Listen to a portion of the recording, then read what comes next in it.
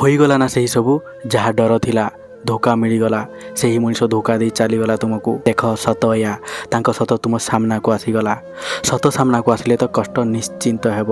ଆଉ ଏହି ସବୁ ସେହି ମଣିଷ ନିଶ୍ଚିନ୍ତ ଫିଲ୍ କରିଥାଏ ଯେ କିଏ ମୋତେ ଧୋକା ଦେଇ ଚାଲିଗଲା। ଯେବେ କୌଣସି ମଣିଷ ଅନ୍ୟ ଜଣେ ମଣିଷକୁ ବହୁତ ଖାସ୍ ମାନିଥାଏ, ଯାହା ପାଇଁ ସେ ପ୍ରତି ମୁହୂର୍ତ୍ତରେ ମରିଥାଏ, ସେ ଏତେ ଅନ୍ଧ ହୋଇଥାଏ କି ଯେମିତି ସେ ତା ପାଇଁ କିଛି ବି ନାହିଁ। ସାମ୍ନାବାଲା ମଣିଷ ବି ଏତେ ଇମ୍ପୋର୍ଟାନ୍ସ ଦେଇଥାଏ ସେହି ସମୟରେ। ଆମେ ଏତେ ଅନ୍ଧ ହୋଇଯାଇଥାନ୍ତି କି ତାଙ୍କ ପାଇଁ ସବୁ କିଛି ଦେଖିବା ଭୁଲି ଯାଆନ୍ତି। ସାମ୍ନାବାଲାର ଲାଇଫ୍ରେ ଆମ ଛଡ଼ା ବି ବହୁତ ସାରା ଏମିତି ଲୋକ ଅଛନ୍ତି ଆମଠୁ ତାଙ୍କ ପାଇଁ ବହୁତ ଜରୁରୀ। ଆଉ ଆମକୁ ଲାଗିଥାଏ ଆମେ ତାଙ୍କ ପାଇଁ ସବୁ କିଛି। ଆଉ ଯେବେ ଅନୁଭବ ହୋଇଥାଏ କି ସାମ୍ନାବାଲା ମଣିଷ ଆମକୁ ଛାଡ଼ୁଛି, ଆମକୁ ଧୋକା ଦେବାକୁ ଯାଉଛି, ଆମ ମନରେ ତାଙ୍କ ପାଇଁ ଆଉ କିଛି ଭାବନା ନାହିଁ, ତ ଭାଇ ଆମ ପାଦ ତଳୁ ମାଟି ଖସିଯାଏ। ବହୁତ ଖରାପ ଫିଲ୍ ହୋଇଥାଏ। ବହୁତ କାନ୍ଦନ୍ତି, ବହୁତ ଚିଲ୍ଲାଇଥାନ୍ତି, ବହୁତ ଭିକ ମାଗିଥାନ୍ତି, ବହୁତ କିଛି କରିଥାନ୍ତି। ଆଉ ଏମିତି ବହୁତ ଲୋକଙ୍କ ସହିତ ହୋଇଥାଏ। ମୋ ସହିତ ହୋଇଛି, ସମସ୍ତଙ୍କ ସହିତ ହୋଇଛି, ଆଉ ସମସ୍ତଙ୍କ ସହିତ ମଧ୍ୟ ହେବ। ଆଉ ଆସୁଥିବା ସମୟରେ ବହୁତ ଲୋକଙ୍କ ସହ ମଧ୍ୟ ହେବ। ଆଉ ଏମିତି ବହୁତ ଲୋକଙ୍କ ସହିତ ହୋଇଥାଏ। ଆଉ ଆସୁଥିବା ସମୟରେ ବହୁତ ଲୋକଙ୍କ ସହ ମଧ୍ୟ ହେବ। ଆଉ ତାଙ୍କ ସହିତ ବି ହେବ ଯିଏ କେବେ ଭାବିବି ନାହିଁ ଯେ ମୋ ସହିତ ଧୋକା ହେବ, ତାଙ୍କ ସହିତ ବି ଧୋକା ହେବ। ଆଉ ଯିଏ ଭାବିଥାଏ ମୋ ସହିତ ବି ଧୋକା ହେବ, ତା ସହିତ ବି ଧୋକା ହେବ। କାହିଁକି ନା ମୁଁ କେବେ ବି ଭାବିନଥିଲି ମୋ ସହିତ ଧୋକା ହେବ, କିନ୍ତୁ ମୋ ସହିତ ବି ଧୋକା ହେଲା। କାହିଁକି ନା ଧୋକା ୱାର୍ଡ଼ର କିଛି ଗ୍ୟାରେଣ୍ଟି ନାହିଁ। ସମସ୍ତଙ୍କ ସହିତ ହୋଇଥାଏ। ଯାହାର ନମ୍ବର ଆସିବ ସେ ହିଁ ଧୋକା ଖାଇବ, ନିଶ୍ଚିନ୍ତ ଧୋକା ପାଇବ। କ'ଣ ପାଇଁ ହୋଇଥାଏ ଧୋକା? ନା ବିକଜ୍ ଧୋକା କରିବା ବାଲା ଯେଉଁ ମଣିଷ ହୋଇଥାଏ ନା, ସେ ତୁମେ ନାହିଁ, ସେ ହେଉଛି ସାମ୍ନାବାଲା ମଣିଷ। ଆଉ ସାମ୍ନାବାଲା ପ୍ରତି ତୁମର କିଛି କଣ୍ଟ୍ରୋଲ୍ ନାହିଁ। ତାଙ୍କ ପାଇଁ କେତେ ବି କର, କିଛି ବି କର, କେତେ ବି କିଛି କରିପାର, କିନ୍ତୁ ସେହି ମଣିଷ ସେମିତି କରିନଥାଏ। ଯେମିତି ତା ମନ କହିଥାଏ ସେ ସେମିତି କରିଥାଏ। ସେହି କାରଣରୁ ଆମକୁ ଧୋକା ମିଳିଥାଏ କିମ୍ବା ଧୋକା ମିଳିଗଲା। ତ ଏହି କାରଣରୁ ଧୋକାରୁ ତୁମେ ବଞ୍ଚିପାରିବ ନାହିଁ। ତ ସେଥିପାଇଁ କ'ଣ କରିବେ ଯଦି ତୁମ ସହିତ ଧୋକା ହୋଇଛି? ଆଉ ଧୋକା ହେଲା ପରେ କ'ଣ କରିବା ଦରକାର, ଚାଲନ୍ତୁ ଜାଣିବା। ତ ସେଥିପାଇଁ ପ୍ରଥମେ ତୁମେ ତୁମକୁ ତୁମ ଭାଗ୍ୟକୁ ଦୋଷ ଦେବା ବନ୍ଦ କରିଦିଅ। ଯାହାକି ଭାବନା ଆସିଥାଏ କିଏ ମୋ ସହିତ କ'ଣ ପାଇଁ ଧୋକା ଦେଲା। ତୁମେ ଥରେ ଭାବ, କ'ଣ ତୁମେ ଅନ୍ୟର ଦିମାଗରେ ରହିଛ କି ଯେ ସେ ତୁମ ସହିତ ଧୋକା ଦେଇପାରିବ ନାହିଁ? ଦେଇପାରିବ। ସେଥିପାଇଁ ନିଜ ପାଇଁ କ'ଣ ପାଇଁ କାନ୍ଦୁଛ? ତୁମ ବସରେ ଥିଲା କି ଧୋକାକୁ ରୋକିବା? ନାହିଁ ନା। ଯଦି ତୁମ ବସାରେ ଧୋକା ଥାନ୍ତା ତ ତୁମ ସହିତ ଧୋକା କେବେ ବି ହୋଇନଥାନ୍ତା। ସେଥିପାଇଁ ଧୋକା କରୁଥିବା ମଣିଷ ତୁମେ ନାହିଁ, ସାମ୍ନାବାଲା ଥିଲା। ଯେବେ ତୁମର ସାମ୍ନାବାଲା ଆକ୍ସନ୍ ପ୍ରତି କୌଣସି କଣ୍ଟ୍ରୋଲ୍ ନାହିଁ, ତୁମେ ନିଜକୁ କେମିତି ରୋକିପାରିବ? ସେଥିପାଇଁ ଯଦି ତୁମ ସହିତ ଧୋକା ହେଉଛି ତ ଭାବ କାଗଜର ଘର ଥିଲା, ଗୋଟେ ମୁହୂର୍ତ୍ତରେ ଜଳିଗଲା, ଆଉ ଥରେ ଫେରି ଆସିବ ନାହିଁ। ସେଥିପାଇଁ ଯେ ଗୋଟେ ଥର ଚାଲିଗଲା ତାକୁ ନେଇ ରାସ୍ତା ଦେଖ ନାହିଁ, ବରଂ ଆଉ ଜଣେ ଆସିବାକୁ ୱେଟ୍ କର।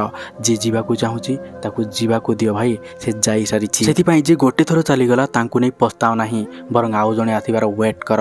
ଯିଏ ଯିବାକୁ ଚାହୁଁଛି ତାକୁ ଯିବାକୁ ଦିଅ ଭାଇ, କାହିଁକି ନା ସେ ଯାଇସାରିଛି। ଯଦି ବି ସେ ତୁମ ପାଖକୁ ଫେରିଲା ତ ସେହିଭଳି ପ୍ରେମ କେବେ ବି କରିବ ନାହିଁ। ତ ସେଥିପାଇଁ ଏବେ କ'ଣ କରିବ ମୁଁ କହୁଛି ଶୁଣ ଧ୍ୟାନ ସେ। ଯେବେ ବି ହୃଦୟରେ କଷ୍ଟ ହୁଏ ନିଜକୁ ଏହା କୁହ କି ତୁମେ ଧୋକା ଦେଲା ପରେ ମୋତେ କିଛି ଫରକ ପଡ଼ୁନାହିଁ। ଯଦି ଚାହିଁବ ମୁଁ ବି ତୁମ ସହିତ ସେମିତି କରିପାରିବି, ତୁମେ ଯେମିତି ମୋ ସହ କଲ। କିନ୍ତୁ ଯଦି ମୁଁ ସେମିତି କରିବି ତ ତୁମ ଭିତରେ ଆଉ ମୋ ଭିତରେ ଫରକ କ'ଣ ରହିବ? ତୁମର ଆଉ ମୋ ଭିତରେ ଫରକ କ'ଣ?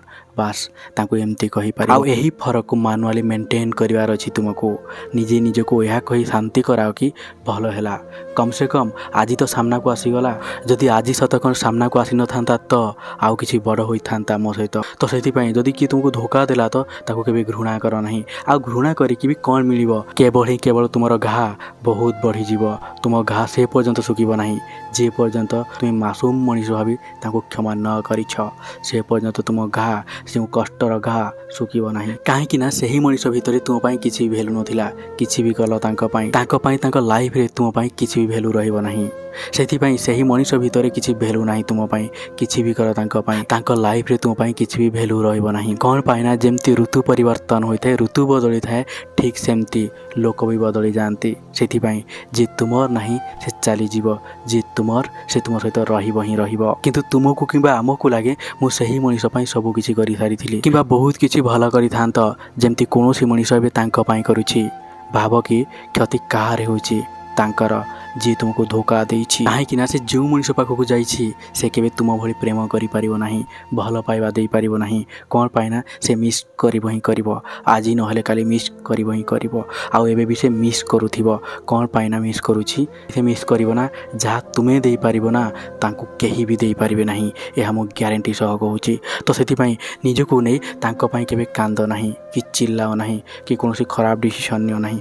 କାହିଁକିନା ସେ ତୁମକୁ ଛାଡ଼ି ଧୋକା ଦେଇଛି, ସେ ନିଶ୍ଚିନ୍ତ ଧୋକା ପାଇବ। ଧୋକାକୁ ବୁଝି ସେ ତୁମ ପାଖକୁ ଫେରି ବି ଆସିପାରେ, କିନ୍ତୁ ତୁମେ ତାଙ୍କୁ ନେଇ ତାଙ୍କୁ ତଡ଼ପ ନାହିଁ, ଭିକ ମାଗ ନାହିଁ। ଦେଖିବ ତୁମର ଯାହା ବି କଷ୍ଟ ଅଛି ଦୂର ହୋଇଯିବ, ଆଉ ତୁମେ ବଦଳି କିଛି ନୂଆ ରାସ୍ତା ଦେଖିପାରିବ କିମ୍ବା କିଛି କରିପାରିବ। ତ ବୁଝିପାରିଥିବ ତ ଧୋକା ପାଇଲା ପରେ କ'ଣ କରିବା ଦରକାର। ତ ଯଦି ବୁଝିପାରିଛନ୍ତି ନିଶ୍ଚିନ୍ତ ଏ ଭିଡ଼ିଓକୁ ଲାଇକ୍ କରିବେ, ସେୟାର କରିବେ, ଆଉ କମେଣ୍ଟ ଗୋଟେ ନିଶ୍ଚିନ୍ତ କରିଦେବେ। Thank you so much.